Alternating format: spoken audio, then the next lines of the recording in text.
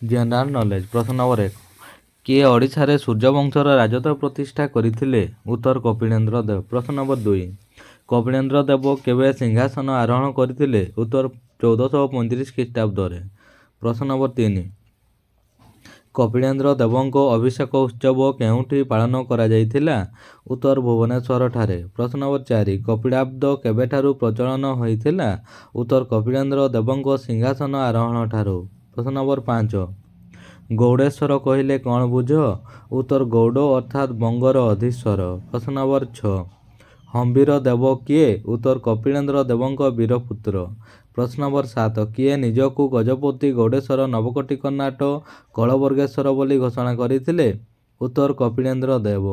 ପ୍ରଶ୍ନ ନମ୍ବର 8, କପିଳେନ୍ଦ୍ର ଦେବଙ୍କୁ ଓଡ଼ିଶାର ଅନ୍ୟ କେଉଁ ନରପତିଙ୍କ ସହିତ ତୁଳନା କରାଯାଇପାରେ? ଉତ୍ତର ଖାରବେଳଙ୍କ ସହିତ। ପ୍ରଶ୍ନ ନମ୍ବର 9, କିଏ ଓଡ଼ିଆ ଭାଷାରେ ଘୋଷଣା ଜାରି କରିଥିଲେ? ଉତ୍ତର କପିଳେନ୍ଦ୍ର ଦେବ। ପ୍ରଶ୍ନ ନମ୍ବର 10, ପରଶୁରାମ ବିଜୟ ନାମକ ସଂସ୍କୃତ ନାଟକ କିଏ ରଚନା କରିଥିଲେ?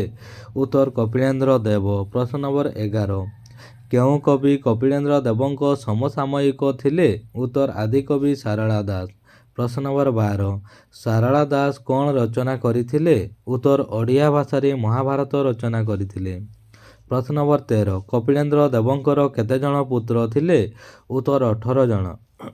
ପ୍ରଶ୍ନ ନମ୍ବର 14, କାଞ୍ଚି ରାଜାଙ୍କ କନ୍ୟାର ନାମ କ'ଣ ଥିଲା? ଉତ୍ତର ପଦ୍ମାବତୀ। ପ୍ରଶ୍ନ ନମ୍ବର 15, ପଦ୍ମାବତୀଙ୍କୁ ବିବାହ କରିବା ପାଇଁ କିଏ ପ୍ରସ୍ତାବ ଦେଇଥିଲେ? ଉତ୍ତର ପୁରୁଷୋତ୍ତମ ଦେବ। ପ୍ରଶ୍ନ ନମ୍ବର 16, ପୁରୁଷୋତ୍ତମ ଦେବ ରଚନା କରିଥିବା ଦୁଇଟି ସଂସ୍କୃତ ଗ୍ରନ୍ଥର ନାମ କ'ଣ? ଉତ୍ତର ଅଭିନବ ଗୀତଗୋବିନ୍ଦ ଏବଂ ନାମ ମାଳିକା। ପ୍ରଶ୍ନ ନମ୍ବର 17, ପ୍ରତାପରୁଦ୍ର ଦେବଙ୍କ ମୃତ୍ୟୁ ପରେ କିଏ ସିଂହାସନ ଆରୋହଣ କରିଥିଲେ? ଉତ୍ତର କାଲୁଆ ଦେବ। ପ୍ରଶ୍ନ ନମ୍ବର 18, କାଲୁଆ ଦେବଙ୍କୁ କିଏ ହତ୍ୟା କଲେ? ଉତ୍ତର ପ୍ରତାପରୁଦ୍ର ଦେବଙ୍କ ମନ୍ତ୍ରୀ ଗୋବିନ୍ଦ ବିଦ୍ୟାଧର। ପ୍ରଶ୍ନ ନମ୍ବର 19, କାଲୁଆ ଦେବଙ୍କ ସାନ ଭାଇଙ୍କ ନାମ କ'ଣ ଥିଲା? ଉତ୍ତର କଖାରୁଆ ଦେବ। ପ୍ରଶ୍ନ ନମ୍ବର 20, କିଏ ଭୋଇ ରାଜବଂଶ ପ୍ରତିଷ୍ଠା କଲେ? ଉତ୍ତର ଗୋବିନ୍ଦ ବିଦ୍ୟାଧର। ପ୍ରଶ୍ନ ନମ୍ବର 21, ପ୍ରତାପରୁଦ୍ର ଦେବ କେତେ ବର୍ଷ ରାଜ୍ୟ ଶାସନ କରିଥିଲେ? ଉତ୍ତର ଦୀର୍ଘ 21 ବର୍ଷ। ପ୍ରଶ୍ନ ନମ୍ବର 22, ପ୍ରତାପରୁଦ୍ର ଦେବଙ୍କ ଶାସନ କାଳରେ କେଉଁ ବୈଷ୍ଣବ ସନ୍ଥ ଓଡ଼ିଶା ଆଗମନ କରିଥିଲେ? ଉତ୍ତର ଶ୍ରୀ ଚୈତନ୍ୟ। ପ୍ରଶ୍ନ ନମ୍ବର 23, ଶ୍ରୀ ଚୈତନ୍ୟଙ୍କ ଉତ୍କଳୀୟ ପଞ୍ଚସଖା ଶିଷ୍ୟଙ୍କ ନାମ କ'ଣ କ'ଣ? ଉତ୍ତର ଜଗନ୍ନାଥ ଦାସ, ବଳରାମ ଦାସ, ଅଚ୍ୟୁତାନନ୍ଦ ଦାସ, ଅନନ୍ତ ଦାସ ଏବଂ ଯଶବନ୍ତ ଦାସ। ପ୍ରଶ୍ନ ନମ୍ବର 24, ଜଗନ୍ନାଥ ବଲ୍ଲଭ ନାଟକମ୍ ନାମଧେୟ ଭକ୍ତିରସାତ୍ମକ ନାଟକ କିଏ ରଚନା କରିଥିଲେ? ଉତ୍ତର ପ୍ରତାପରୁଦ୍ର ଦେବଙ୍କ ରାଜ୍ୟପାଳ ରାୟ ରାମାନନ୍ଦ। ପ୍ରଶ୍ନ ନମ୍ବର 25, ପ୍ରତାପରୁଦ୍ର ଦେବଙ୍କ ସଭାକବି କିଏ ଥିଲେ? ଉତ୍ତର ଜୀବ ଦେବାଚାର୍ଯ୍ୟ। ପ୍ରଶ୍ନ ନମ୍ବର 26, ଭକ୍ତି ଭାଗବତ କିଏ ପ୍ରଶ୍ନ ନମ୍ବର 26 ଆଉଥରେ ପଢ଼ି ଶୁଣନ୍ତୁ। ଭକ୍ତି ଭାଗବତ କାବ୍ୟ କିଏ ରଚନା କରିଥିଲେ? ଉତ୍ତର ଜୀବ ଦେବାଚାର୍ଯ୍ୟ। ପ୍ରଶ୍ନ ନମ୍ବର 27, ଶ୍ରୀ ଚୈତନ୍ୟ କେଉଁ ଧର୍ମ ପ୍ରଚାର କରିଥିଲେ? ଉତ୍ତର ବୈଷ୍ଣବ ଧର୍ମ। ପ୍ରଶ୍ନ ନମ୍ବର 28, ଚୈତନ୍ୟ ଚରିତାମୃତ କିଏ ରଚନା କରିଥିଲେ? ଉତ୍ତର କୃଷ୍ଣ ଦାସ କବିରାଜ। ପ୍ରଶ୍ନ ନମ୍ବର 29, ସୂର୍ଯ୍ୟବଂଶୀ ଗଜପତିମାନେ କେଉଁ ଧର୍ମାବଲମ୍ବୀ ଥିଲେ?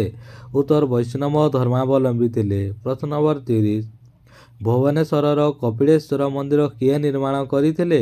ଉତ୍ତର କପିଳେନ୍ଦ୍ର ଦେବ। ପ୍ରଶ୍ନ ନମ୍ବର 31, କଟକର ଧବଳେଶ୍ୱର ମନ୍ଦିର କିଏ ନିର୍ମାଣ କରିଥିଲେ? ଉତ୍ତର ପ୍ରତାପରୁଦ୍ର ଦେବ।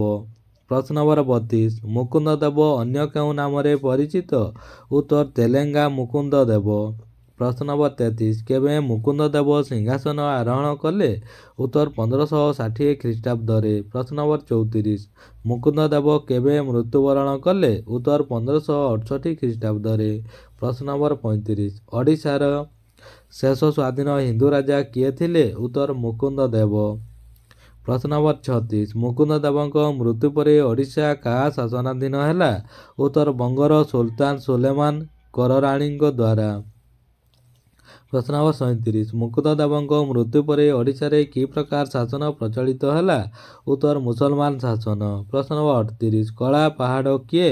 ଉତ୍ତର ବଙ୍ଗର ସୁଲତାନ ସୁଲେମାନ କରରାଣୀଙ୍କ ସେନାପତି। ପ୍ରଶ୍ନ ନମ୍ବର 39, କଳା ପାହାଡ଼ କେଉଁ ମନ୍ଦିରକୁ ଅପବିତ୍ର କରିଥିଲେ? ଉତ୍ତର ଜଗନ୍ନାଥ ମନ୍ଦିରକୁ।